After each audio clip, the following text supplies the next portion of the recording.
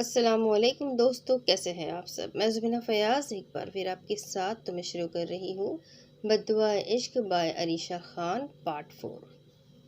क्या अम्मी जान, अगर उसे ज़्यादा बुखार है तो हमें उसे डॉक्टर के पास लेकर जाना चाहिए।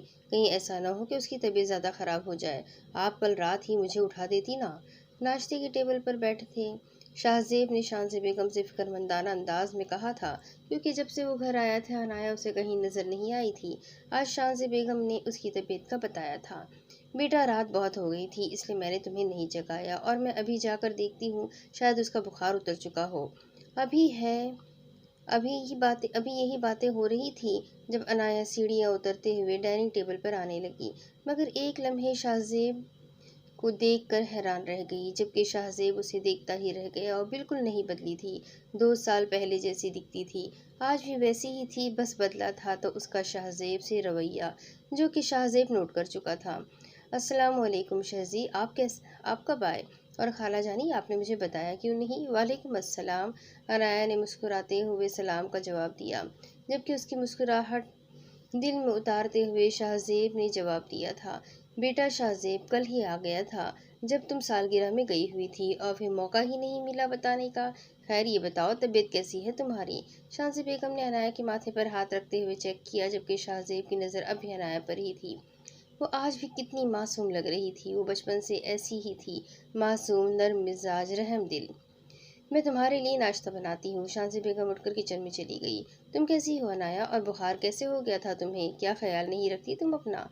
शाहजेब ने एक बार की एक बार की तरह शाहजेब ने हर बार की तरह नरम लहजे में अनाया से पूछा। वो कल रात बारिश में भीग गई थी, जब भी शायद बुखार हो गया था, अब काफ़ी बेहतर है। अनाया ने नज़ाकत से बारीक सी आवाज़ में जवाब दिया। तुम्हें आज भी बारिश पसंद है?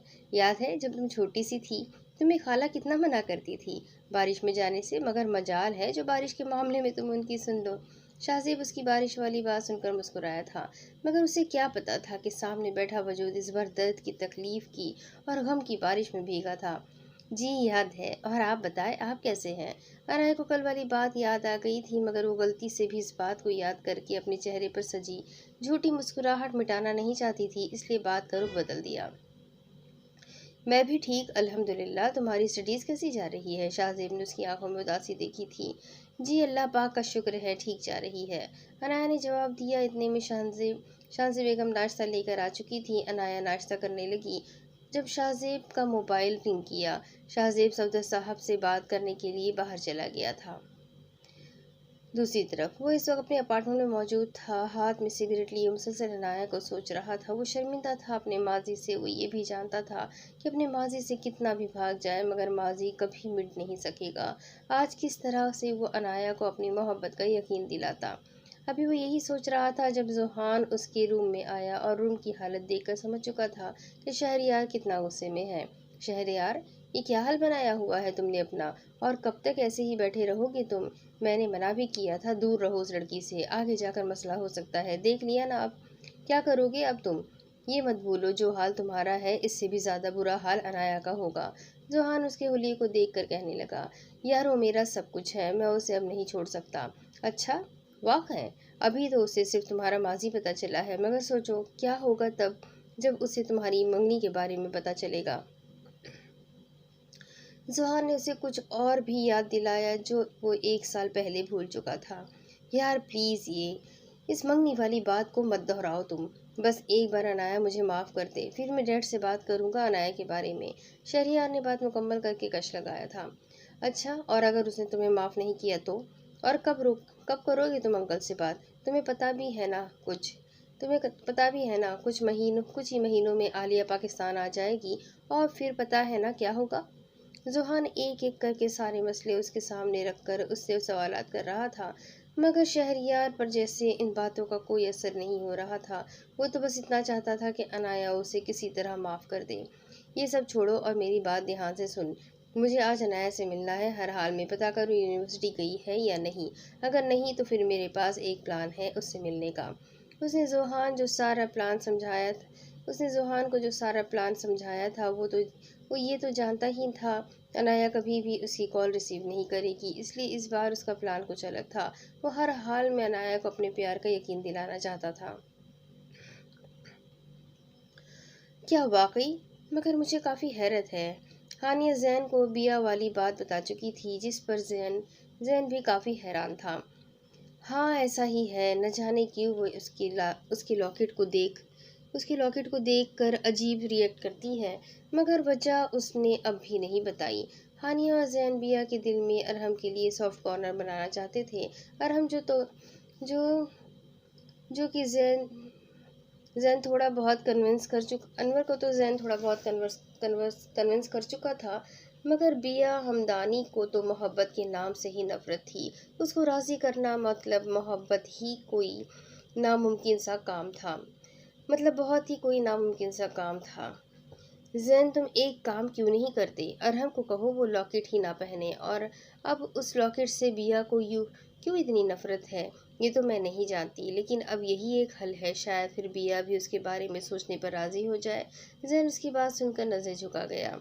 ऐसा नहीं हो सकता हानि। अरहम अब्बास खान जान तो दे सकता है, मगर वो लॉकेट कभी भी नहीं उतारेगा।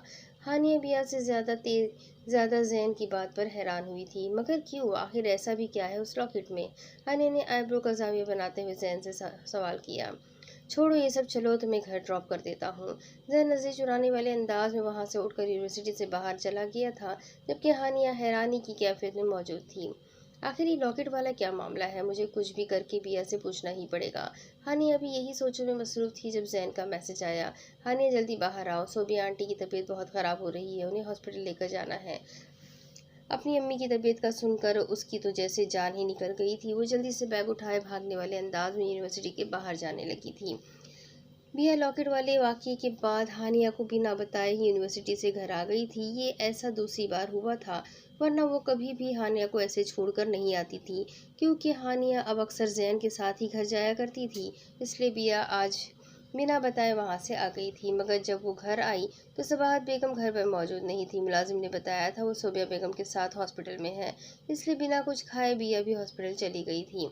और सोबिया बेगम के कहने पर ही उसने जैन को मैसेज करके हानिया की अम्मी के बारे में बताया था। जैन, गाड़ी तेज़ चलाएं प्लीज़, और आपको पता भी है अम्मी को यूँ अचानक से हुआ क्या है। हानिया, प्लीज़ परेशान मत हो, मैंने बिया से को पूछ लिया है। सबाहत आंटी हॉस्पिटल में ही तुम्हारी अम्मी के पास है, और हम जा रहे हैं ना, वहीं जाकर पता चल जाएगा कि क्या हुआ है। जैन हानिया को परेशान देख देख कर गाड़ी तेज़ी से चलाने लग गया था। तकरीबन 10 मिनट के अंदर वो हॉस्पिटल में पहुंच चुके थे। जैन ने अनाबिया को कॉल की और वार्ड का पूछा, जबकि हानिया की आंखों में आंसू आ गए थे। उसमें हिम्मत कहाँ थी कि वो अपनी माँ को इस हाल में देखती। हानिया और जैन सेकंड फ्लोर पर पहुंचे, जहां उन्हें बिया नजर आई। बिया जल्दी से भागकर हानिया के पास आई और हानिया को रूम के अंदर अपनी अम्मी के पास जाने का कहा। हानिया जल्दी से सामने रूम में चली गई। जैन भाई, आपसे एक बात करनी है। इस वक्त बिया वो पहले वाली बिया नहीं लग रही थी। हाँ बोलो अनाबिया, क्या हुआ है आंटी को? जैन बिया के इस अंदाज पर समझ चुका था कि कोई ना कोई सीरियस मसला है। जैन भाई, सोबिया आंटी की तबीयत बहुत ज़्यादा ख़राब है, उनकी रिपोर्ट ठीक नहीं आई है। समझ नहीं आ रहा कि हानिया को कैसे बताऊँ, इसलिए मैंने अभी मॉम को भी मना कर दिया हानिया को सच बताने से। बिया का चेहरा उतर चुका था। वो आखिर किस तरह हानिया को उसकी माँ की बीमारी के बारे में बताती? क्या मतलब? बिया, क्या हुआ है आंटी को? आखिर बताओ प्लीज़। आंटी की तबीयत कुछ हफ्तों से बहुत ज़्यादा ख़राब थी। वो स्कूल भी नहीं जा रही थी पढ़ाने, और ये बात स्कूल भी नहीं जा रही थी पढ़ाने, और ये बात उन्होंने सबसे छुपाई थी, हानिया से भी। और अब उनका मर्ज बहुत बिगड़ चुका है। डॉक्टर अपनी हर कोशिश कर चुके हैं, मगर आंटी को अब दुआओं की ज़रूरत है। जैन के तो पैरों तले ज़मीन निकल गई थी।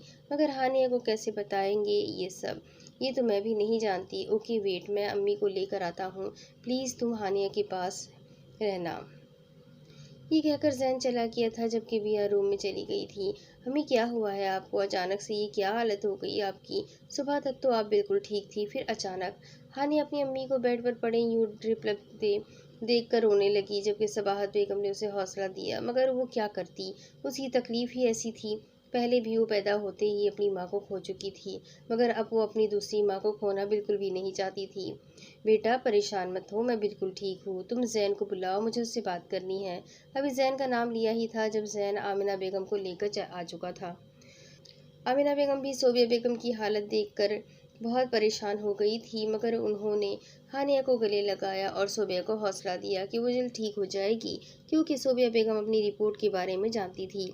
इसलिए उन्होंने आमिना बेगम और जैन से एक दरख्वास्त की, जिसको सुनकर वहाँ मौजूद सभी लोग खामोश हो गए थे।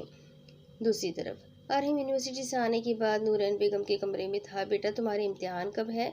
मॉम, यही कोई 2-3 हफ्ते रह गए, बट आप क्यों पूछ रही हैं? आपको डैड के पास जाना है। अगर आप कहें तो मैं डैड से बात करूं इस बारे में। अरहम ने नूरैन बेगम की गोद में सर रखते हुए कहा, नहीं नहीं, मुझे तुम्हारे डैड के पास नहीं जाना। मैं बस ये कह रही थी कि तुम इम्तिहानों के बाद शादी के बारे में सोचो। मेरा अकेले इस वीरान घर में दम घुटने लगता है। मैं चाहती हूँ घर में रौनक हो जाए। अरहम एकदम उठ बैठा और हैरानी से देखने लगा। मॉम, आप क्या कह रही हैं? शादी, वो भी मेरी? नूरैन बेगम उसकी हैरानी देखकर खुद हैरान होने लगी। अरे, तुम तो ऐसे हैरान हो रहे हो जैसे मैं जंग पर भेज रही हूँ तुम्हें। और हाँ, अगर कोई लड़की पसंद आए तो मुझे बता देना, मैं खुद अपने बेटे का रिश्ता लेकर जाऊंगी। मॉम, मुझे कोई लड़की नहीं पसंद, आप तो जानती हैं, मुझे इन सब में बिल्कुल भी इंटरेस्ट नहीं। अरहम ने बेजार से लहजे में कहा, जबकि पसंद वाली बात पर उसकी आंखों के सामने बिया का चेहरा लहराया था।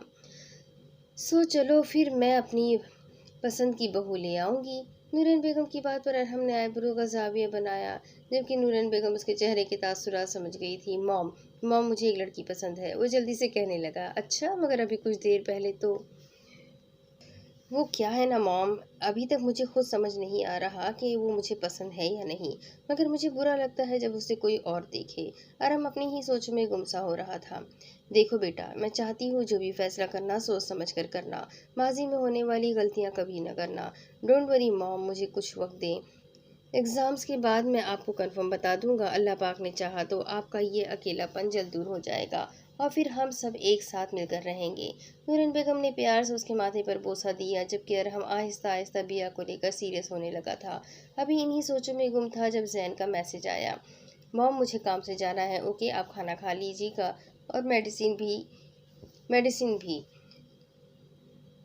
और मैं लेट आऊँगा। ओके, ये कहकर वो चला गया, जबकि नूरन बेगम आज दिल से मुस्कुरा रही थी कि उनका बेटा आज भी उनसे मोहब्बत करता है। मगर शौहर, जिसने पेरिस जाने के बाद पलट कर खबर भी नहीं ली थी, वो आखिर इतनी सज़ा काट तो चुकी थी, मगर ये कहाँ जानती थी कि एक बार फिर से उन्हें माजी की गलतियों पर पछतावा पड़ेगा। यार, मैंने अम्मी से बात कर ली है, पेपर्स ख़त्म होते ही हमारा निकाह हो जाएगा। इस वक्त वो अस्पताल की कैंटीन पर मौजूद थे। जैन और हमको सब कुछ बता चुका था। सुबह बेगम ने आमिना बेगम से हानिया और जैन की निकाह करने की बात की थी, जिस पर हानिया और जैन दोनों ही बहुत कंफ्यूज थे। आखिर किस तरह वो इतनी जल्दी शादी कर लेते, मगर तकदीर को शायद यही मंजूर था, या शायद हानिया की महीनों भर की दुआएं कबूल हो गई थी। हम ये भी सही है। चलो, जो होगा इंशाल्लाह बेहतर होगा। तो तूने हानिया से बात की? वो क्या कहती है इस बारे में? और हमने चाय का घूंट पीकर जैन से सवाल किया।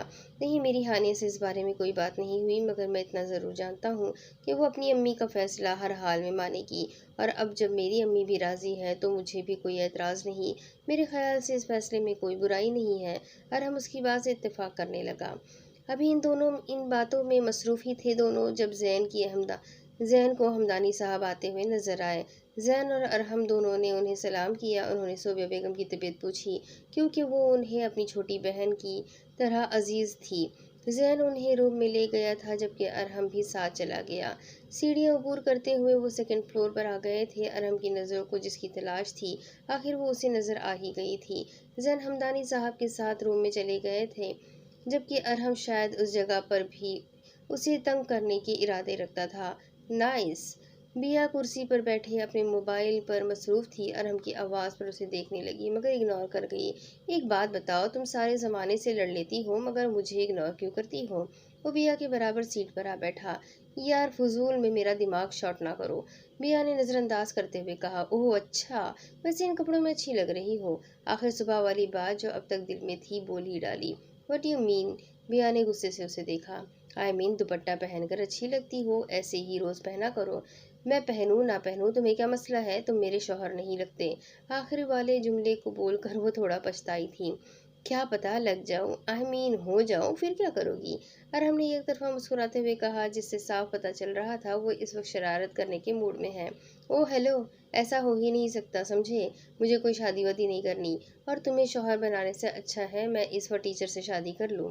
सामने बैठा लड़का जो कब से बिया को घूर रहा था, मगर बिया हमदानी आज लड़ाई के मूड में नहीं थी, अरहम को उस लड़के की तरफ इशारा करते हुए कहने लगी, जबकि वो लड़का लव्स फॉर टीचर सुन चुका था। Oh really? और अगर मैंने ज़बरदस्ती शादी कर ली फिर? और हमने फिर वन साइड स्माइल पास की, जबकि बिया उसे आंखें दिखा रही थी, मगर इस बार उसने भरम से जवाब दिया, बिया हमदानी के साथ कोई बादशाह भी ज़बरदस्ती नहीं कर सकता, समझे तुम? सोच चलो ऐसा ना हो तुम्हारा ये भरम तुम पर भारी पड़ जाए।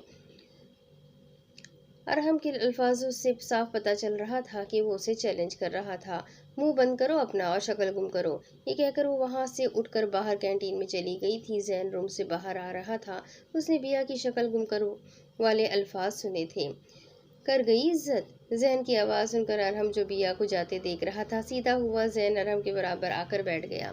यार समझ नहीं आ रहा आखिर ये किस किस्म की लड़की है। उस दिन तो चुप करके इन निकल गई थी, और आज आज अच्छी भली सुना गई। अरहम ने जहन की तरफ देखते हुए कहा, यार पता है इसका सबसे बड़ा मसला क्या है? तेरा ये लॉकेट। जैन के कहने की देर थी, अरहम जैन को घूरने लगा। अस्सलामु अलैकुम। अनाया, मैं शहरियार का दोस्त हूँ। अनाया, कल जो कुछ भी हुआ उसमें शहरियार का कोई कसूर नहीं था, और कल रात उसका बहुत बड़ा एक्सीडेंट हुआ था। वो बेचारा इस वक्त अस्पताल में पड़ा हुआ है और सिर्फ आपको पुकार रहा है। अनाया ने मोबाइल चेक किया, जिस पर अननोन नंबर से मैसेज आए हुए थे। अनाया परेशान हो गई थी, आखिर इसका जो भी माजी था, मगर था तो उसका प्यार ही ना। अनाया ने मैसेज करके उससे अस्पताल का नाम पूछा और घर से लाइब्रेरी का कहकर वो अस्पताल चली गई। वहां पहुंचकर जैसी वो गेट से अंदर जाने लगी, बाहर किसी ने उसका हाथ पकड़ के उसे अपनी तरफ खींचा और जबरदस्ती गाड़ी में बिठा दिया और दरवाज़ा लॉक कर दिया। क्योंकि अनाया के मुंह पर हाथ रख चुका था, इसलिए अनाया चीख न पाई। अनाया उसका चेहरा नहीं देख सकी क्योंकि उसने रुमाल बांधा हुआ था, मगर आंखें वो पहचान चुकी थी। लेकिन अगर ये वही शख्स है तो वो उसके साथ ऐसा क्यों करेगा? कौन हो तुम और कहाँ ले जा रहे हो मुझे? वो चिल्लाई, मगर उसने कोई जवाब न दिया और चुपचाप गाड़ी चलाता गया। गाड़ी उसने समंदर के करीब रोकी और चेहरे से रुमाल उतारा। अनाया का शख्स सही था, वो कोई और नहीं बल्कि शहरियार था, मगर वो उसको इस तरह से यहाँ क्यों लाया था? शहरियार गाड़ी से उतरा और अनाया को भी हाथ पकड़कर गाड़ी से बाहर निकाला और इसी साइड ले गया जहां कल उसने अनाया के लिए डेकोरेट करवाया था। कल रात की बारिश की वजह से सब कुछ खराब हो गया था। फूल मुरझाए हुए थे, पर्दे जो आसपास लगे हुए थे, सब कुछ तहस नहस हो गया था। ये कहाँ लाए हो तुम मुझे? अनाया ने अपना हाथ छुड़ाते हुए कहा, ये जो सामने पड़ी चीज़ों का हाल देख रही हो ना, ये सब तुम्हारे लिए किया था मैंने, और कल सारा दिन मैं इधर ही था मैं, मगर खैर किस्मत को कुछ और ही मंजूर था। हाँ मानता हूँ मैंने गलत किया था माजी छुपा कर, मगर मैं और करता भी क्या? नहीं खो तुम्हें खो देने की डर ने मुझे पागल बना दिया था, बिल्कुल पागल। तुम ही बताओ क्या करता मैं? शहरियार अनाया को बाजू से पकड़कर करीब कर गया था। अब उनके दरमियान सिर्फ हवा का रास्ता बाकी था।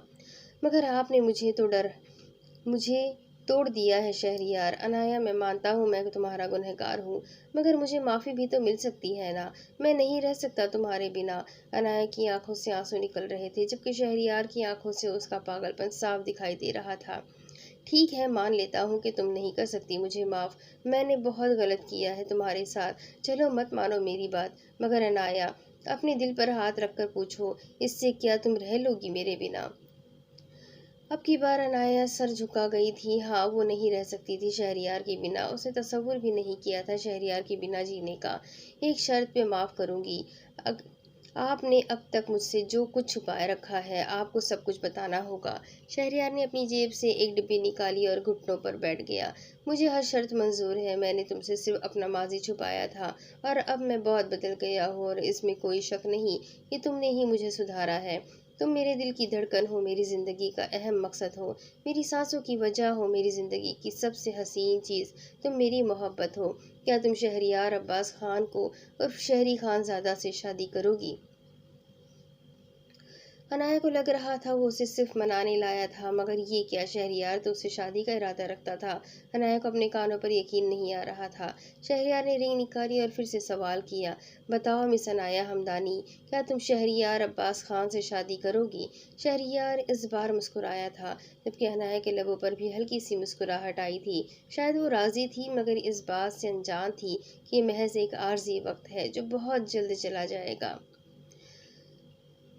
पहले सफदर साहब इस्लामाबाद आ गए थे, मगर उन्हें यहाँ के घर कोई ख़ास पसंद नहीं आए थे, इसलिए उन्होंने अनाया को वापस ले जाने का फ़ैसला कर लिया था। अनाया ने शहरयार को अपने जाने का बताया था, मगर शहरयार ने उसे कहा था कि कुछ ही महीनों में उनकी फैमिली भी उसी शहर में शिफ्ट हो जाएगी, इसलिए वो परेशान ना हो। अनाया के पेपर की वजह से हमदानी साहब ने उसे सिर्फ एक महीने और रहने की इजाज़त दे दी थी, जो शायद शाहजेब की वजह से मुमकिन हुआ था। अनाया के पेपर्स चल रहे थे, इसलिए उसे जल्दी घर आना होता था। शाहजेब भी उससे पिक एंड ड्रॉप करता था, मगर शहरयार को नहीं पसंद था कि अनाया उसके अलावा कभी किसी और के साथ जाए, और इसीलिए उसने अनाया को कह दिया था कि या तो अपने कज़िन को हमारे बारे में बता दे या उसके साथ आना जाना बंद कर दो, जिस पर फौरी अमल करते हुए अनाया ने शाहजेब के साथ यूं ही आना छोड़ दिया था। आज लास्ट पेपर था जब शाहजेब शांजे के कहने पर अनाया को पिक करने वाला था। वो इस वक्त बाहर खड़ा अनाया का वेट कर रहा था, क्योंकि वहाँ और भी गाड़ियाँ थी। जब शाहजेब ने अपनी कार खड़ी की थी अपनी कार दूर खड़ी की थी, फिर यूनिवर्सिटी ऑफ होने का वक्त हुआ। सभी लड़कियां गेट से बाहर आ रही थी। शाहजेब की नज़रें अनाया को तलाश कर रही थी, मगर ये क्या, अनाया गेट से बाहर आकर किसी और गाड़ी में बैठ रही थी। पहले शाहजेब को लगा उसका वहम है, मगर गाड़ी का पीछा किया तो अनाया घर के बैक साइड पर उतर गई थी। ऐसा कैसे हो सकता है? शाहजेब को लगा जैसे उसके अंदर कुछ टूट सा गया हो। वो बेयकीनी की कैफियत में सर पकड़े गाड़ी में बैठा अनाया को ही देख रहा था, मगर वो लड़का कौन था? शाहजेब ने अनाया पर जाहिर होने नहीं दिया कि वो उसको देख चुका था। शायद पहले वो इस लड़के के बारे में जानना चाहता था। अनाया, पेपर कैसा हुआ तुम्हारा? अनाया जब घर आई तो सीधा अपने कमरे में चली गई थी, मगर शाहजेब ने अनाया का दरवाज़ा नॉक किया और अंदर चला गया। अनाया अभी फेस वॉश करके आई थी, जब वो अचानक से सवाल पर चौंक गई। जी ठीक हुआ, क्या तुम वापस जाने के लिए राज़ी हो? अनाया ने हैरानी से शाहजेब को देखा। वो कुछ बदला बदला लग रहा था। जी, जब भी बाबा आएंगे मैं उनके साथ चली जाऊंगी। ये कहकर वो नमाज के लिए खड़ी हो गई, जबकि शाहजेब ने फैसला कर लिया था वो आज हर हाल में उस लड़के की इन्फॉर्मेशन निकलवाएगा। दूसरी तरफ ये कैसे हो सकता है? अनाया एक ऐसे लड़के से मोहब्बत करती है जो पहले से ही इंगेज्ड है। क्या अनाया इस बारे में जानती है? वो शहरयार की मंगनी की पिक्स देख रहा था और अब शहरयार के बारे में सब कुछ जान चुका था। ये भी कि शहरयार का माजी क्या था। मुझे अनाया से बात करनी चाहिए, वो इतनी बड़ी गलती कैसे कर सकती है? शाहज़ी बचपन से ही अनाया को पसंद करता था। जैसे जैसे वक्त गुजरता गया उसे अनाया से मोहब्बत होती गई, मगर ये बात उसने अब तक किसी पर भी जाहिर ना होने दी। 2 साल बाद जब वो लंदन आया था तब उसने पक्का इरादा कर लिया था कि वो हर हाल में अनाया को अपने दिल की बात बताएगा, मगर शायद तकदीर को ये मंजूर ही नहीं था। शाहजेब अब भी अपनी खामोश मोहब्बत को दिल में दबाए अनाया की खुशियों के बारे में सोच रहा था। वो नहीं चाहता था कि अनाया कभी किसी मुसीबत में आए। उसे अनाया पर भरोसा था कि वो कभी कोई गलत कदम नहीं उठाएगी। शाहजेब ये तय कर चुका था कि वह अनाया को शहरयार के बारे में सब कुछ बता देगा। शाहजी बेगम अनाया के जाने का सुनकर अचानक से उदास हो गई थी, क्योंकि वो फिर से अकेली पड़ने वाली थी। सबाहत बेगम के कहने पर हमदानी साहब ने फिर से उसे 1 महीने के लिए रहने की इजाज़त दे दी थी, जबकि अनाया इस बात पर बहुत खुश थी। जबकि शाहजेब उसकी खुशी की वजह जानता था। आज अनाया अपने कमरे में मौजूद कुछ किताबें पढ़ रही थी जब शाहजेब ने उसके कमरे में आने की इजाज़त ली। आ जाए शहजी, मैंने तुम्हें परेशान तो नहीं किया ना? नहीं नहीं, मैं बस ऐसी ही फारिग बैठी थी, सोचा किताबें ही पढ़ लूँ, अनाया ने मुस्कुराते हुए कहा, जबकि शाहजेब हिचकिचा रहा था कि कहाँ से बात शुरू करें। अनाया, तुम्हारी स्टडीज़ मुकम्मल हो चुकी है ना? अब आगे क्या करने का इरादा है? शाहजेब ने बात की शुरुआत की। फ़िलहाल तो कुछ सोचा नहीं, बाकी जो बाबा चाहे। अनाया, मुझे तुमसे बहुत ज़रूरी बात करनी है। शाहजेब ने हाथ से माथे पर आता पसीना साफ करते हुए कहा। जी कहे। अनाया, मैं जानता हूँ तुम्हें मैं जानता हूँ तुम्हारे और शहरयार के बारे में। शाहजेब के कहने की देर थी। अनाया को तो जैसे शौक लग गया। अनाया, मुझे भरोसा है तुम पर, तुम कभी कोई गलत कदम नहीं उठाओगी। मगर क्या तुम्हें उसके माजी के बारे में कुछ पता है कि वो कौन था, क्या करता था और अब क्या करता है? उसकी ज़िंदगी में क्या हो रहा है, क्या नहीं? शाहजेब ने धीमे लहजे में कहा, जबकि अनाया ने नज़रें झुकाए रखी। शहजी, आपको किसने बताया शहरयार के बारे में? अनाया, ये सब छोड़ो और मुझे सिर्फ इतना बताओ, क्या शहरयार ने अपने माजी के बारे में तुम्हें कुछ बताया? शाहजेब अब बहुत सीरियस हो चुका था, जबकि इस बार पसीना अनाया के माथे पर आ रहा था। जी, वो बहुत अच्छे हैं और मैं उनके माजी से वाकिफ़ हूँ और वो मुझसे बहुत जल्द शादी का इरादा रखते हैं। अनाया ने एक ही सांस में ये अल्फाज कहे थे। क्या तुम्हें उस पर भरोसा है? क्या वो वाकई तुम्हें लेकर सीरियस है? आप ऐसा क्यों पूछ रहे हैं? और हाँ, मुझे उन पर पूरा भरोसा है। अनाया को कुछ अजीब सा महसूस हो रहा था कि आखिर शाहजेब शहरयार को लेकर इतने सवालात क्यों कर रहा है। क्या तुम्हें मालूम है वो एंगेज्ड है? शाहजेब की बात पर अनाया उसे देखते ही रह गई। आखिर शाहजेब को हुआ क्या था? वो इस तरह कैसे इतनी बड़ी बात कर रहा था? ये आप क्या कह रहे हैं? आपको कोई गलतफहमी हुई है? अनाया, मुझे कोई गलतफहमी नहीं हुई। मैंने जिस दिन तुम्हें इसके साथ देखा था, उसी दिन मुझे शहरयार के माजी के बारे में सब पता चल चुका था। मगर मैं सिर्फ इसलिए चुप था क्योंकि मुझे तुम पर भरोसा था। लेकिन तुम्हारे रद्द अमल से तो साफ पता चल रहा है कि तुम्हें उसकी मंगनी के बारे में कुछ भी नहीं पता। क्या ऐसा ही है? क्या उसने अब तक तुम्हें कुछ बताया है? कुछ नहीं बताया? अनाया के लिए अब ये सब बर्दाश्त करना मुश्किल हो गया था। शाहजेब, आप जाए प्लीज़, मुझे आपसे इस बारे में कोई बात नहीं करनी। आपको कोई गलतफहमी हुई है। मुझे शहरयार पर पूरा भरोसा है, वो मेरे साथ कभी कुछ गलत नहीं करेंगे। इससे पहले शाहजेब कुछ कहता, अनाया ने सख्त लहजे में उसे जाने का कह दिया, जबकि शाहजेब को यकीन नहीं आ रहा था कि ये वही अनाया है। ठीक है, तुम नहीं करो भरोसा मुझ पर, लेकिन मैं तुम्हें किसी मुसीबत में नहीं देखना चाहता। इसलिए जो भी फैसला करना हो सोच समझ कर करना, और मैं हमेशा हर फैसले में तुम्हारे साथ खड़ा हूँगा। अगर वाकई शहरयार तुमसे शादी का इरादा रखता है तो कहो उसको कि वो रिश्ता भेजे। मैं तुमसे वादा करता हूँ, मैं खुद चाचू से तुम्हारी और शहरयार की बात करूँगा। अनाया इस वक्त कुछ सुनने के मूड में नहीं थी। शाहजेब अपनी बात मुकम्मल करके वहां से चला गया था, जबकि अनाया को अब शक हो रहा था कि क्या वाकई शहजी ने जो कुछ कहा है वो सच है, क्योंकि वो शहजी को बचपन से बहुत अच्छी तरह से जानती थी। शहजी ने कभी उससे झूठ नहीं बोला था। सिर्फ वही था जो हर बात में अनाया का साथ देता था। वही अनाया का बेहतरीन दोस्त था। मगर दूसरी तरफ उसका प्यार था, जिस पर उसे सबसे ज़्यादा भरोसा था। अगर वाकई ये सच है तो शहरयार, आप मेरे साथ ऐसा नहीं कर सकते। उसने शहरयार को मैसेज किया, वो उससे मिलना चाहती थी। इस बार वो उससे हर सच जानने का इरादा रखती थी। मॉम, आप ठीक तो है ना? ये सब क्या कही जा रही हैं आप? क्या आपने सुना नहीं? मैं अभी शादी नहीं करना चाहता। शहरयार मुसलसल गुस्से से इधर उधर टहल रहा था। वो कान पर फोन लगाए चीख चीख कर बातें कर रहा था। मैं कुछ नहीं जानती। कुछ ही दिनों में आलिया वापस आ रही है, फिर अगले महीने हम तुम दोनों की शादी कर देंगे। और वैसे भी ये तो एक दिन होना ही था ना। शहरयार गुस्से से पागल हो रहा था। उसने टेबल पर पड़ी हर चीज़ नीचे फेंक दी थी, जबकि कॉल वो काट चुका था। मगर अनाया का मैसेज देखकर उसने शाम ही अनाया से मिलने का फैसला किया था।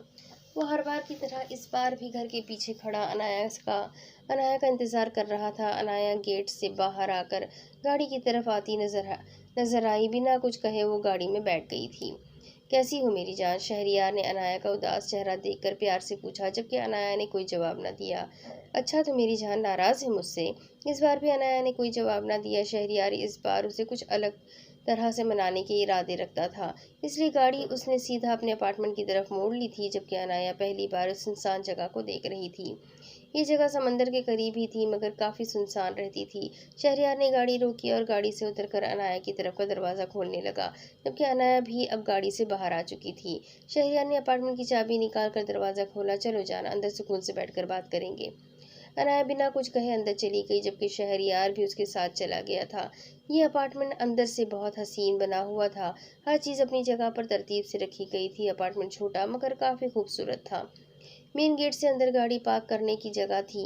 फिर एक छोटा सा बागीचा था। सामने गेट बना हुआ था, जहाँ से अंदर का रास्ता ब- जहाँ से अंदर का रास्ता था। अंदर आते ही एक बड़ा ड्राइंग रूम था, जो बहुत अच्छी तरह डेकोरेट किया गया था। साथ ही ओपन किचन था। फिर अंदर दो कमरे थे, जिनमें से एक में जिम का सामान था और दूसरे में बड़े बड़े स्पीकर रखे हुए थे और तरह तरह की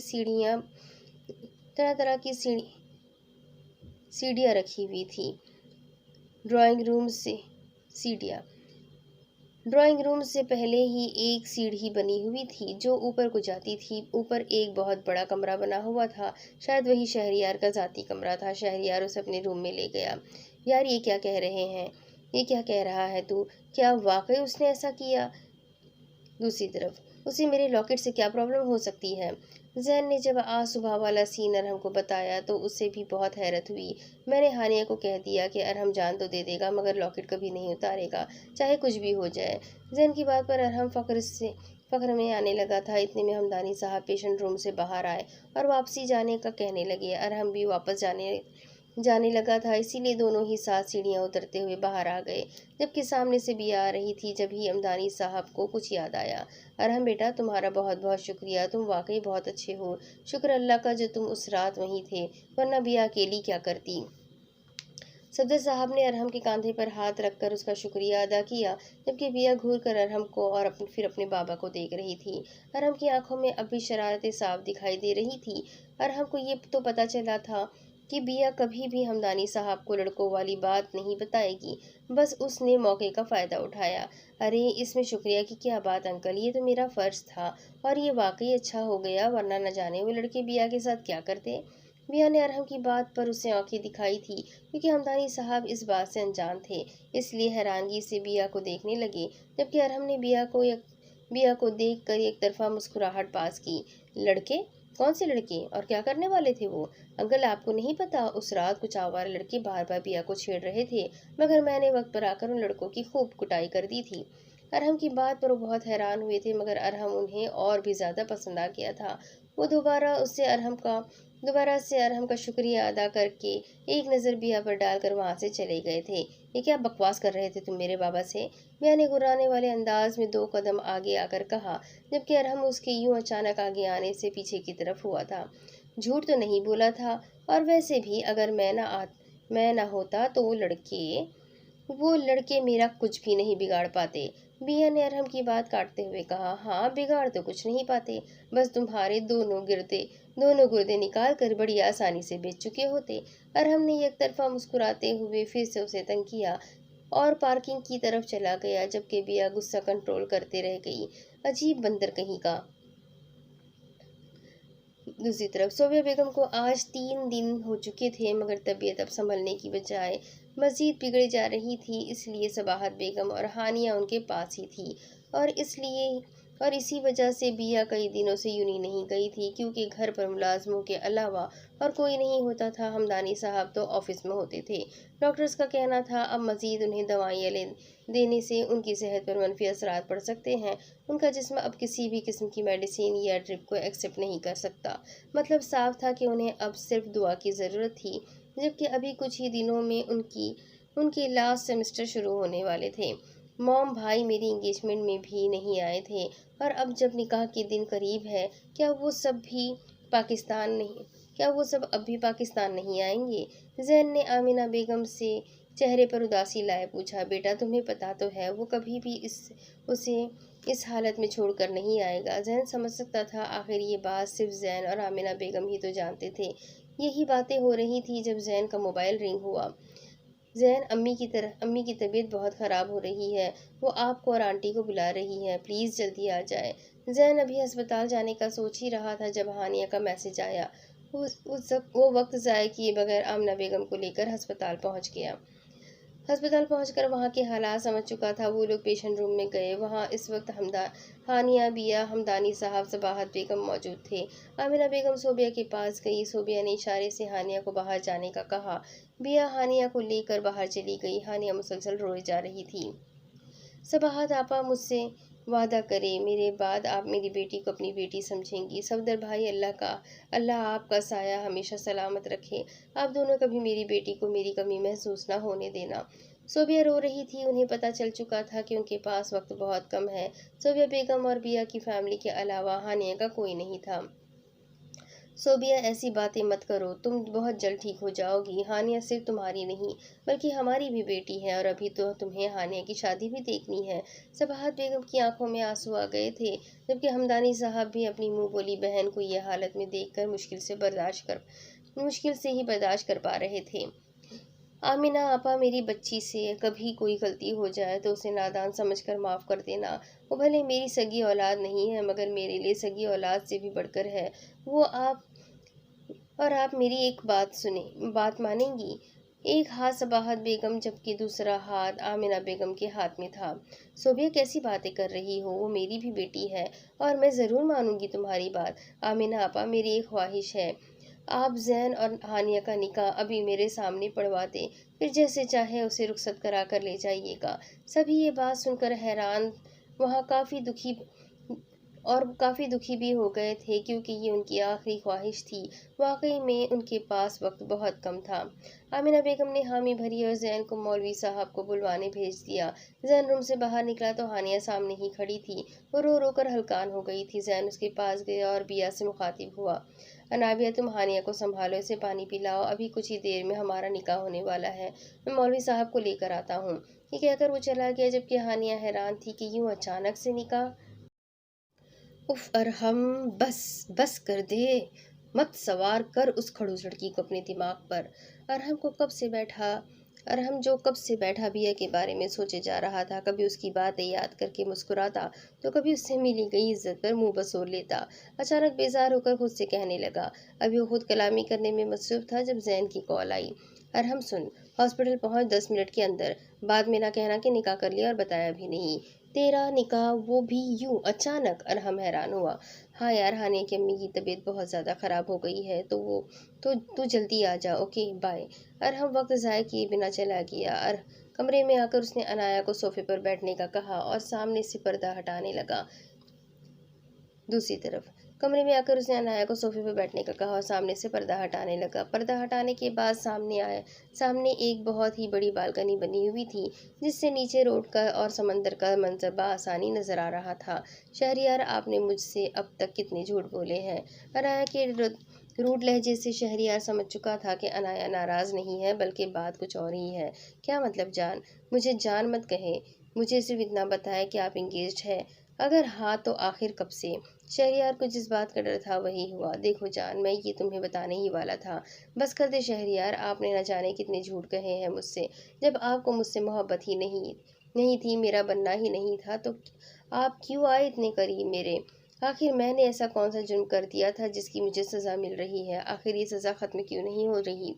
अनाया अब सख्त लहजे में कह रही थी, जबकि आंसू पर से आंखों में आंसू फिर से आंखों में आ चुके थे। शहरयार को हैरत इस बात की थी कि फरीहा को वो अच्छी तरह धमका चुका था और फरीहा अब उस शहर में थी नहीं। तो आखिर ये सब अनाया को कैसे पता चला?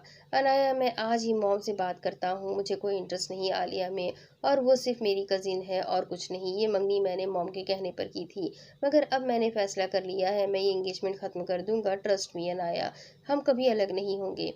प्लीज़ शहरयार, आप मुझसे मज़ीद झूठ मत बोले। और मंगनी कोई बच्चों का खेल नहीं, जो आप कहेंगे तो ख़त्म हो जाएगी। शहरयार ने अनाया का हाथ थामा। अनाया मेरी जान, प्लीज़ आखिरी बार मेरी बात मान लो। भरोसा कर लो मुझ पर। तुमने वादा किया था ना कि तुम हर मुश्किल में मेरा साथ दोगी, तो प्लीज़ मुझे इस तरह तन्हा ना छोड़ो। मैं बहुत जल्द घर वालों को राज़ी कर लूँगा। मैं नहीं जी सकता तुम्हारे बिना, मर जाऊँगा। तुम भी तो मेरा साथ चाहती हो ना? ये कहकर वो उसकी गोद में सर रख गया। आज पहली बार वो उसके इतना करीब था। शहरयार, मैं 1 महीने बाद वापस जा रही हूँ। जान, डोंट वरी, 1 हफ्ते के अंदर अंदर मैं ये सब ठीक कर दूंगा। ये मेरा वादा है तुमसे। अनाया यूँ अचानक उसके सर रख कर लेट जाने से घबरा गई थी। शहरयार ने अनाया का एक हाथ अपने बालों पर फेरा। मैं किस तरह से, किस उम्मीद पे भरोसा कर लूँ आप पर शहरयार? मैं कल तुम्हें अपनी मॉम से मिलवाऊंगा, तैयार रहना। शहरयार के कहने की देर थी। अनाया हैरत से उसे देखने लगी। ये क्या कह रहे हैं आप? और किस हैसियत से मिलूंगी मैं उनसे? क्या सोचेंगी वो मेरे बारे में? अनाया ने फिक्रमंदाना अंदाज में पूछा। मेरी होने वाली बीवी की हैसियत से मिलोगी तुम उनसे? बस ये कहने की देर थी, अनाया उससे राजी हो गई थी। आखिर कितनी मोहब्बत थी वो उससे। ना जाने क्यों उससे उस शख्स की हर बात पर यकीन हो जाता था उसे। शायद वो बहुत खुशकिस्मत शख्स था जो अनाया जैसी लड़की उसकी ज़िंदगी में आई थी। ओह कम ऑन मॉम, वो बहुत अच्छी लड़की है, आप उससे एक बार मिलकर तो देखें। शहरियार मुसलसल नूरन बेगम को राजी करने में लगा हुआ था। ओके ठीक है, आज शाम उसे घर लेकर आ जाओ, ज़रा मैं भी तो देखूं अपने खानदान की लड़की छोड़कर कौन सी हिजाबजादी पसंद आ गई है तुम्हें। शहरियार ने उनकी हर बात को इग्नोर किया। वो तो बस इस बात पर खुश था कि उसकी मॉम ने अनाया से मिलने की हामी भर ही ली थी, मगर इस बात से दोनों अनजान थे कि उनकी बातें कोई तीसरा सुन चुका है। शहरयार अब वापस से अपने डैड के घर चला गया था और नसीम बेगम इन सोचों में पड़ गई थी कि किस तरह वो उस लड़की से अपने बेटे की जान छुड़ाएंगी। व्हाट? ये आप क्या कह रही है मॉम? शहरी मेरे साथ ऐसा कैसे कर सकता है? आलिया जो इस वक्त चिप्स खाने में मसरूफ थी, समरीन बेगम की बात सुनकर उसके हाथ से चिप्स का बाउल छूट गया। ये सब तुम्हारी लापरवाही की वजह से हुआ है। अगर तुम यहीं पाकिस्तान में रहती और शहरयार को अपनी तरफ मायल करने की कोशिश करती, उसके साथ वक्त गुजारती, तो शायद आज ये दिन ना देखना पड़ता हमें। समरीन बेगम शहरयार और नूरेन की बातें सुनकर पहली फुर्सत में आलिया को कॉल करके ये सब बता चुकी थी। मॉम अब हम क्या करेंगे? तुम हर हाल में एक दो दिन में पाकिस्तान वापस आओ, मैं तुम्हारे पापा और तुम्हारे ताया से शादी की बात करती हूँ। और रही बात नूरैन की, तो नूरैन आपा खुद तुम्हारी और शहरयार की जल्द से जल्द शादी करवाना चाहती है। ओके मॉम, मैं कल की फ़्लाइट से पाकिस्तान आ रही हूँ और प्लीज़ ये बात किसी को ना बताइएगा। आलिया समझ गई थी कि कुछ भी करके उसको शहरयार को अपनी तरफ मायल करना होगा, वरना इतने सालों की मेहनत एक पल में ज़ाय हो जाएगी।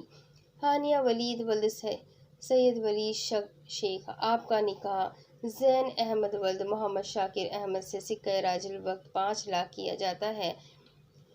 क्या आपको ये निकाह कबूल है? मौलवी साहब ने हानिया से पूछा। सब खामोश खड़े थे, जबकि हानिया के अब भी आंसू निकल रहे थे। कबूल है, हानिया ने धीमी सी आवाज़ में कहा, जबकि मौलवी साहब ने फिर से पूछा, क्या आपको कबूल है? कबूल है, क्या आपको कबूल है?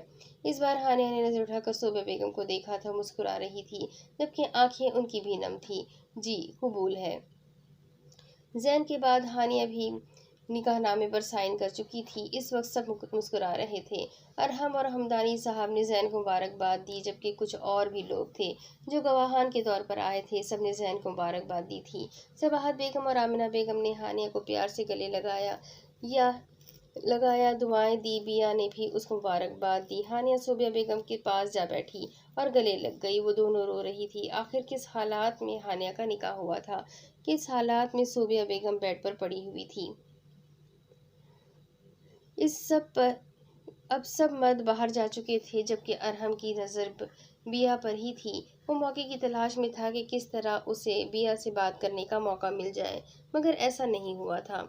हानिया बिया के घर पर हानिया बिया के घर पर थी। सबाहत बेगम ने उसे ज़बरदस्ती घर भेज दिया था, इसलिए वो निकाह के फ़ौरन बाद बिया के साथ घर आ गई थी।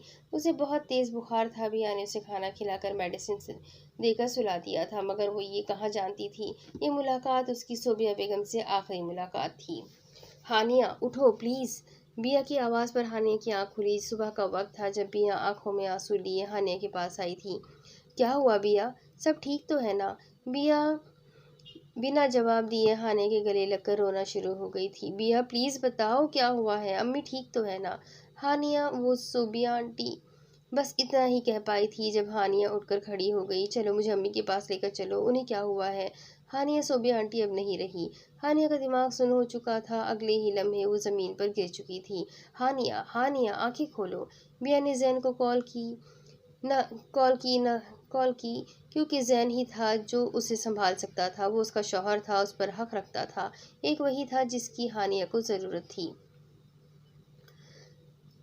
दूसरी तरफ शहरियार, मैंने सिर्फ उससे मिलने की हामी भरी थी। मैंने तुमसे ऐसा कोई वादा नहीं किया था कि मैं उस लड़की को अपने घर की बहू बनाऊंगी। सिर्फ 10 मिनट की मुलाकात कराकर शहरियार अनाया को वापस घर छोड़ आया था, और अब वो चाहता था कि जल्द से जल्द फैसला हो जाए। मम्मा पैसा कैसे कह सकती है? वो मेरी मोहब्बत है। नूरन बेगम ने आंखें फेरते हुए कहा। वो सिर्फ तुम्हारी मोहब्बत हो सकती है, मगर इस घर की बहू सिर्फ आलिया ही बनेगी, और ये मोहब्बत प्यार कुछ भी नहीं होता। शादी के बाद तुम बहुत आसानी से उसे भूल जाओगे, और आज के बाद तुम इस लड़की का नाम भी नहीं लोगे, खास तौर पर इस घर में तो बिल्कुल भी नहीं। नूरन बेगम ड्राइंग रूम से उठकर अपने कमरे में चली गई थी। ओहो मॉम, मुझे आए अभी आधा घंटा भी नहीं हुआ और आप अभी से मुझे लेसन्स देने बैठ गई। बैठ गई है, पहले मुझे जानने तो दे कि आखिर कौन है वो लड़की। आलिया समरीन बेगम की बातों से परेशान हो चुकी थी। तुम्हें समझा रही हूँ, जहाँ जहाँ वो जाता है उस पर नज़र रखो, पता लगाओ कौन है वो लड़की। हमें हर हाल में उसे रास्ते से हटाना ही होगा। कोई साजिश करनी होगी जिससे शहरियार उस लड़की से दूर हो जाए। मॉम, वो शहरियार है, वो कभी भी उस लड़की को खुद से नहीं छोड़ेगा। और अगर वो लड़की ही उसे छोड़ दे तो। अभी वो दोनों माँ बेटी अपनी बातों में मसरूफ थी, जब नूरैन बेगम कमरे में आई, क्योंकि मुलाजिम ने उन्हें आलिया के आने की इतला दे दी थी। क्या मतलब है खाला, वो शहरियार को भला क्यों छोड़ेगी? उसे तो अच्छा खासा हैंडसम अमीर दौलतमंद नौजवान मिल गया, उसकी तो लॉटरी निकल आई। आलिया ने हैरानी से मुंह बसोरे कहा, मैं कुछ देर पहले ही उस लड़की से मिली हूँ। जहाँ तक मेरा अंदाज़ा है वो किसी शरीफ घराने से ताल्लुक़ रखती है। वो हिजाब तो नहीं करती, मगर वो काफ़ी इस्लामी टाइप, सीधी सादी, बाअदब और मशरक़ी लड़की है। नूरैन बेगम ने समरीन बेगम को देखते हुए कहा, जबकि समरीन बेगम को उनकी बातें समझ नहीं आई थी। ओहो खाला, बस करे, आप मसले का हल बताने की बजाय उसकी तारीफ पे तारीफ किए जा रही है। आलिया ने चीख कर कहा, जबकि नूरन बेगम उसकी बात में मुस्कुराने लगी। पहले पूरी बात तो सुनो। देखो, जैसा कि वो एक मशरकी लड़की है और एक इज्जतदार घराने से ताल्लुक़ रखती है, और ऐसी लड़की के लिए अपनी इज्जत बहुत अजीज होती है। मतलब हम उसके साथ कुछ ऐसा करेंगे कि वो खुद ही शहरियार को छोड़ दे और शहरियार से नफरत करने लग जाए। और और शहरियार, रही बात शहरियार की, तो ये काम तुम्हें खुद करना होगा। थोड़ा गलत ज़रूर, मगर बहुत अहम है। उनकी बात पर समरीन मुस्कुराई थी। कैसा काम? आलिया ने आईब्रो का जाविया बनाते हुए पूछा। नूरन बेगम ने दोनों को अपना प्लान बता दिया था, जबकि जिसको सुनकर आलिया के चेहरे पर एक शैतानी मुस्कुराहट आई थी। इस प्लान पर अमल करते ही आलिया शहरियार के कुछ दोस्तों को और अपनी दोस्तों को कॉल करने चली गई थी। न जाने इस बार अनाया और शहरियार के रिश्ते में किस तरह के मसाइल आने वाले थे। उनका रिश्ता बहुत कमज़ोर होने वाला था। शहरयार, मैं जानती हूँ कि तुम्हें कोई और पसंद है, और ये भी जानती हूँ कि खाला उसके लिए बिल्कुल राज़ी नहीं है। दरअसल मैं भी अब तुमसे शादी नहीं करना चाहती। इस मंगनी के चक्कर में हमारी इतनी अच्छी फ्रेंडशिप ख़राब हो गई थी, मगर अब ऐसा नहीं होगा। मैं खाला से खुद बात करूँगी तुम्हारे और अनाया के बारे में। शहरयार को आलिया की बात पर बहुत हैरत हुई थी कि आखिर वो इतना कैसे बदल गई। जहाँ हैरत हुई वहाँ वो खुश भी था कि अब सब कुछ ठीक होने वाला है। शहरयार, क्या तुम मुझे अनाया से मिलवाओगे? दरअसल मैं यहाँ जब से आई हूँ बहुत बोर हो रही हूँ। याद है तुम्हें, जब भी मैं पहले यहाँ आती थी तो तुम मुझे पार्टी दिया करते थे, राइट ना? मगर इस बार मैं तुम्हें पार्टी दूंगी, और पार्टी के फौरन बाद मैं डैड और अब तुम्हारे डैड से अपनी और तुम्हारी मंगनी ख़त्म करने की बात करूंगी, और फिर अनाया के बारे में उन्हें बताऊंगी, वो मान जाएंगे। आलिया ने एक एक्साइटेड होकर उसे बताया, जबकि शहरयार समझा था कि वाकई वो भी मंगनी ख़त्म करना चाहती है। चलो ठीक है, थैंक्स यार, तुमने बहुत बड़ी प्रॉब्लम सॉल्व कर दी मेरी। शहरयार ने मुस्कुराते हुए कहा, जबकि आलिया इस बात पर बहुत खुश थी कि शहरयार कितनी आसानी से उस पर एतबार कर गया। अच्छा शहरी, प्लीज़ मुझे अनाया से मिलवाओ ना, कल हमारी पार्टी है, मैं चाहती हूँ अनाया भी पार्टी में आए। आलिया, सॉरी बट उसे ऐसी पार्टीज बिल्कुल भी पसंद नहीं। शहरयार खुद भी नहीं चाहता था कि अनाया पार्टी में जाए, क्योंकि वहाँ लड़के भी होंगे और ऐसे माहौल में वो अनाया को कभी भी साथ नहीं ले जा सकता था। ओह गॉड शहरी, प्लीज़, मैं तुम्हारे लिए इतना कुछ कर रही हूँ और तुम हो कि मेरी एक विश भी पूरी नहीं कर सकते। देखा, मैं खुद अनाया से मैं खुद अनाया से बात करती हूँ, एंड आई प्रॉमिस वहाँ कोई भी लड़का उससे कुछ नहीं कहेगा। आलिया ने शहरियार के हाथ से मोबाइल लिया, फेस अनलॉक किया और कॉन्टैक्ट में अनाया का नाम ढूंढने लगी। Oh my life line, great. Alia समझ गई थी अनाया का यही नंबर है। उसने कॉल मिलाई, अनाया ने रिसीव की। हाय अनाया, मैं शहरयार की मंगेतर, ओह आई मीन उसकी कजिन बात कर रही हूँ। कैसी हो तुम? अनाया एक पल के लिए गुमसुम सी हो गई थी कि शहरयार का मोबाइल उसके पास क्या कर रहा है, और वो पाकिस्तान कब आई। अस्सलाम वालेकुम, मैं ठीक हूँ, और आप? मैं भी ठीक। शहरयार ने मेरे बारे में तो बताया ही होगा कि मैं उसकी cousin plus best friend plus मंगेतर हूँ। आई मीन कल तक की मंगेतर। आगे वो कुछ कहती, शहरयार ने मोबाइल छीन लिया और आंखें दिखाने लगा। अरे शहरी, कम ऑन प्लीज़, मोबाइल दो अब। पक्का कुछ गलत नहीं कहूँगी, गलती से मुँह से निकल गया। हालिया ने शहरयार से मोबाइल छीना। सॉरी अनाया, वो बस ये कहना था कि कल शाम तुम पार्टी में आ रही हो ना? देखो तुम्हें लाजमी आना है। वो क्या है ना, मैं और शहरयार मंगनी ख़त्म करने की खुशी में पार्टी कर रहे हैं, और शहरयार तुम्हें लाने के लिए बिल्कुल भी नहीं राज़ी, मगर प्लीज़ तुम लाजमी आना, मुझे बहुत अच्छा लगेगा। आखिर तुम शहरी की होने वाली वाइफ हो। अनाया, जो उसकी बात बिल्कुल भी समझ नहीं पा रही थी, जबकि जहाँ शहरियार होने वाली वाइफ सुनकर मुस्कुराया था, वहीं आलिया अंदर ही अंदर जल रही थी। ये कहकर उसने कॉल बंद कर दी, जबकि शहरियार उसे थैंक्स कहकर बाहर चला गया था। बाहर जाते ही उसने अनाया को कॉल करके सब कुछ बताया, जबकि अनाया को भी इस बात की बहुत हैरत थी कि कोई लड़की अपनी मंगनी खत्म होने पर पार्टी कैसे रख सकती है। ये सब इतनी जल्दी ठीक हो जाएगा, उसे पता नहीं था। उसने जाने की हामी भर ली थी। सोबिया के इंतकाल को 2 हफ्ते हो चुके थे। आमिना बेगम ने कहा था कि पेपर्स के बाद वो हानिया को रुखसत करने आएंगी। इन चारों के पेपर शुरू हो चुके थे। जहां अरहम के दिल में बिया के लिए प्यार बढ़ता जा रहा था, वहीं बिया के दिल में अरहम को लेकर किसी किस्म का शक पैदा हो रहा था। वो सफदर साहब के करीब होता जा रहा था। सफदर साहब को बहुत पसंद था। इसका रवैया बिया से अब काफ़ी ठीक हो गया था। शायद वो नहीं चाहता था कि उसके और बिया के दरमियान किसी भी बात को लेकर कोई बहस हो। इन 2 हफ्तों में उसने बिया से बात करने की बहुत कोशिश की, मगर बिया शायद उसके इरादे समझ चुकी थी। इसीलिए उसके हर मौके को नाकाम बना देती थी। आज उनका आखिरी पेपर था, यानी आज आखिरी मौका था बिया से बात करने का, जो कि अरहम ठान चुका था। किसी भी हाल में आज वो बिया को अपने दिल की बात बताकर रहेगा। बिया सुनो। पेपर खत्म होते ही बिया यूनिवर्सिटी के कैंटीन पर मौजूद हमेशा की तरह बर्गर खाने में मसरूफ थी। जब अरहम आया, मगर बिया नहीं चाहती थी मजीद उससे बात करना।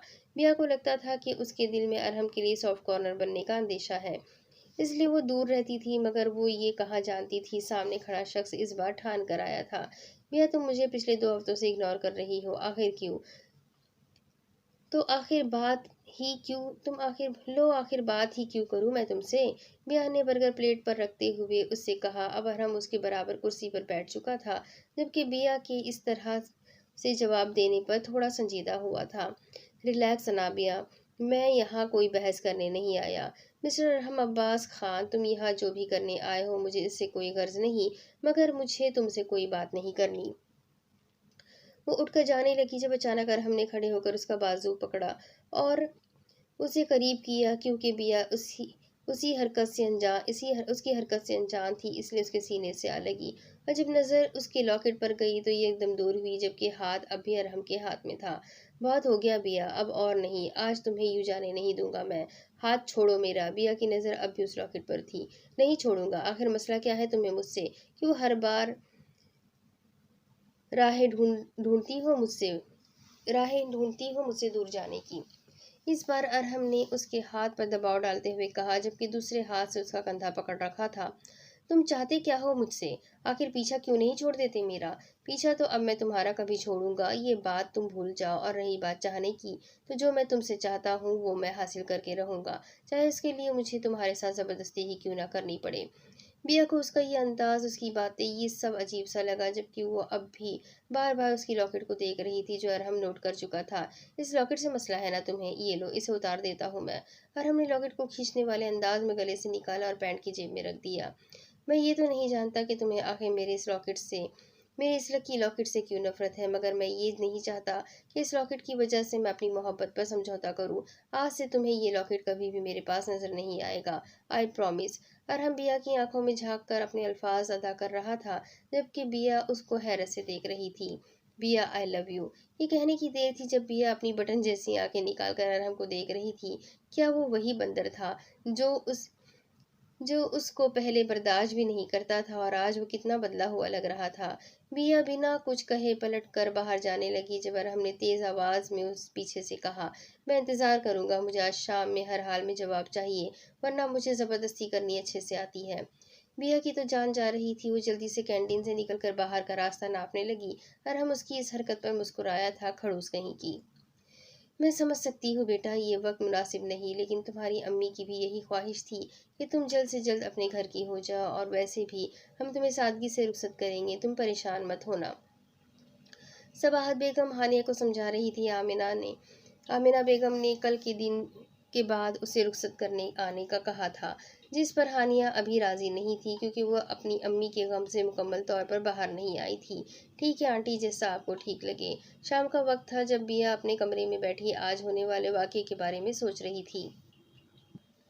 किस तरह से अरहम ने उसका हाथ पकड़कर खुद के सीने पर गिराया था, वो कितने करीब थे, और सबसे बढ़कर अरहम ने बिया के लिए वो लॉकेट हमेशा के लिए उतार दिया था। क्या वाकई वो बिया से इतनी मोहब्बत करने लगा था? अभी इन्हीं सोचों में गुम थी जब मोबाइल रिंग किया। शाम हो चुकी है मगर तुमने अब तक जवाब नहीं दिया। अरहम का मैसेज देखकर उसका दिल आज पहली बार धड़कने लगा था। उसने मोबाइल साइड पर रख दिया। तकरीबन 5 मिनट बाद अरहम की कॉल आने लगी, मगर बिया इस हाल में कहा थी कि वो हमेशा की तरह उससे भरम से बात करे, मगर उसने कॉल रिसीव कर ली। क्या मसला है? बिया ने गुस्से वाले लहजे में कहा। मसला इश्क व मोहब्बत।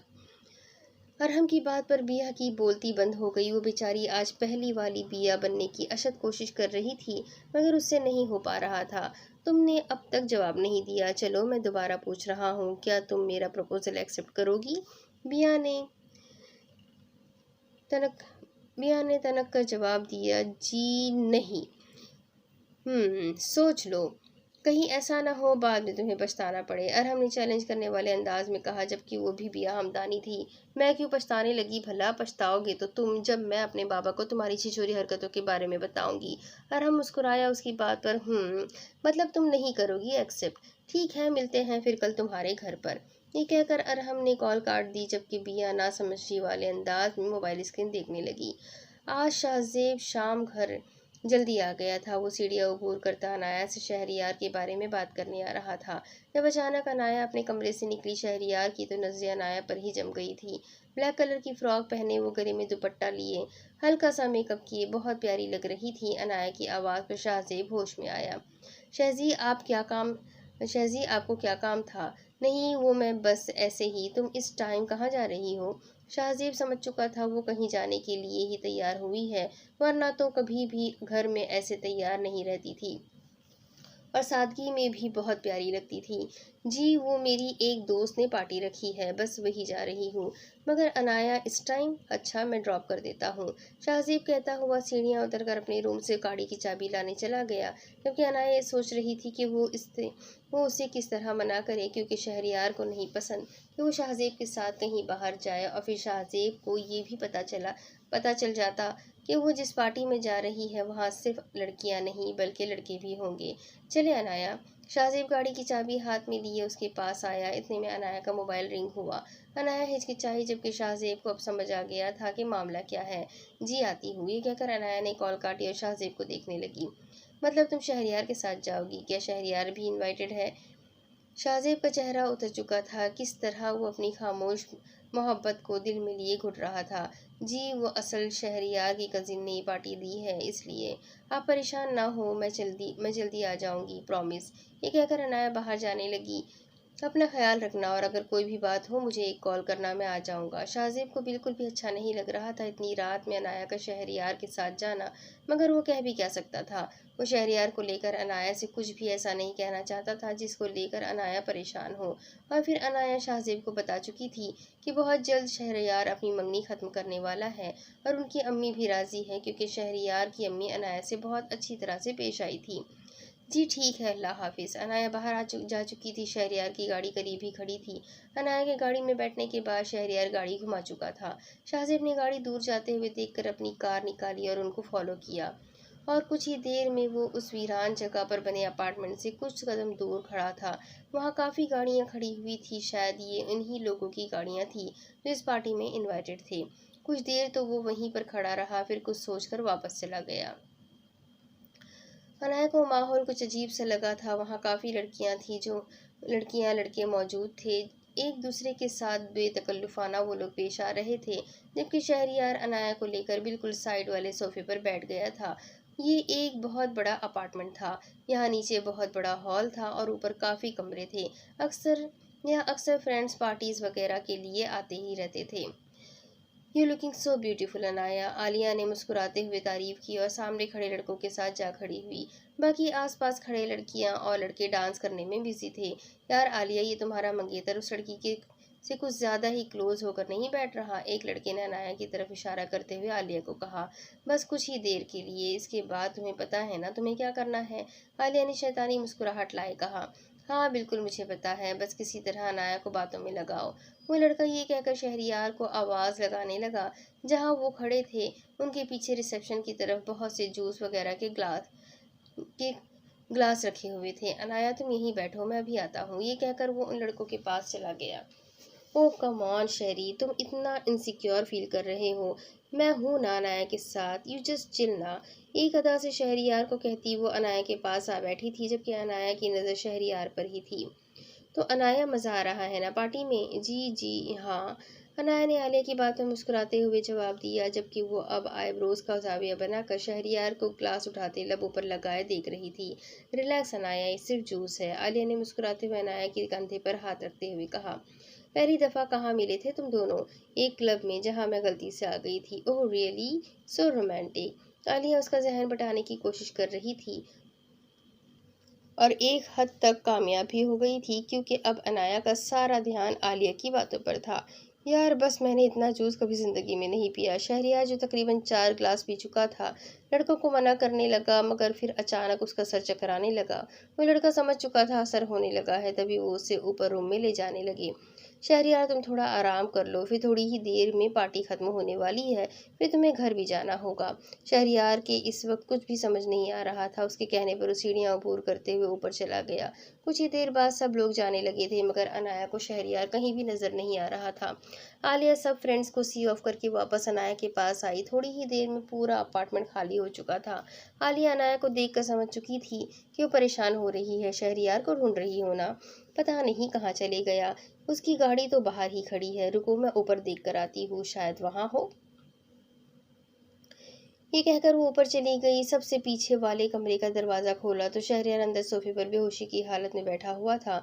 आलिया चलती हुई उसके पास जा बैठी। शहरयार, तुम अनाया से कितना प्यार करते हो? शहरयार, जो पहले से ही अनाया को नजरों में तलाश करने की कोशिश कर रहा था, आलिया को अनाया समझकर उसका हाथ पकड़ने लगा। मैं तुमसे बहुत प्यार करता हूँ मेरी जान। कहो तो तुम्हें अपनी शिद्दत दिखाऊं? सुरूर भरे लहजे में वो आलिया के करीब आकर कहने लगा। शायद अगर आलिया उसके लबों पर उंगली रखकर ना रोकती, तो वो कब का उसके लबों को कैद कर चुका होता। अभी नहीं जान, मैं चेंज करके आती हूँ, फिर तुम जो चाहो करना। आलिया उसके कान में सरगोशी नुमा अंदाज में कहकर रूम से बाहर चली गई।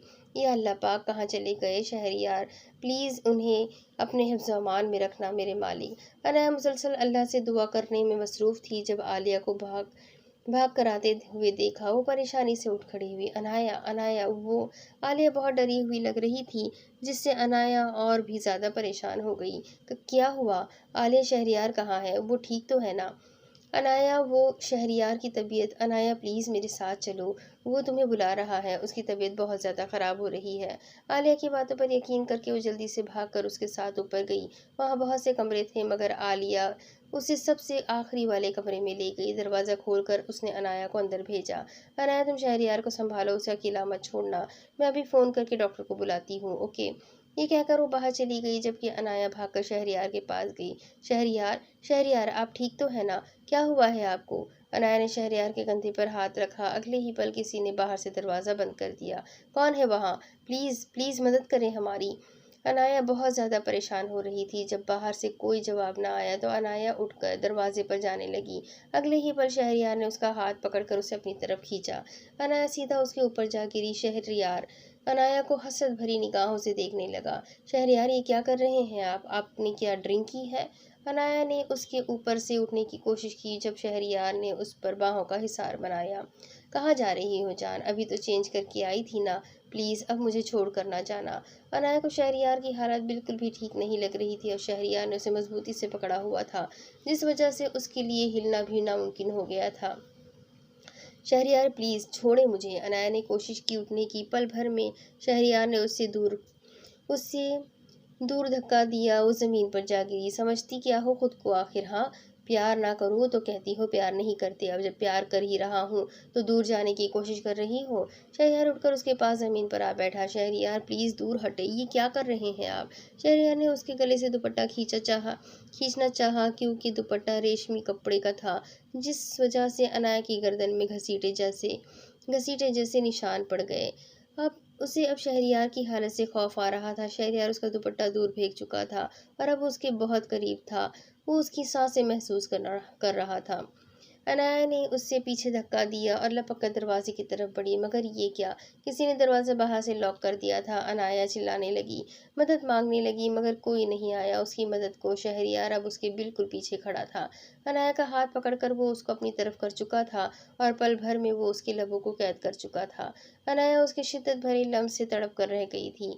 वो अब भी बेकार की कोशिशें कर रही थी खुद को उसकी मजबूत कैद से आज़ाद कराने की, मगर अगले ही लम्हे शहरयार ने उसे बाहों में उठाकर बिस्तर पर लिटाया और फिर उस पर झुककर गुस्ताखियां करने लगा। अनाया की गर्दन पर बने जख्म जो दुपट्टा खींचने की वजह से हुआ था, शहरयार उस पर अपना शिद्दत भरा लम्स रख चुका था। वो इस वक्त किसी हैवान से कम साबित ना हो रहा था। शायद अब अनाया को शहरयार की इस हैवानगी से कोई नहीं बचा सकता था। अब इसके आगे की कहानी मैं आपको अगली किस्त में सुनाती हूँ कि आगे क्या होगा। ये जानने के लिए मेरे साथ बने रहें। अगली किस्त में फिर मिलेंगे। तब तक के लिए अल्लाह हाफिज़।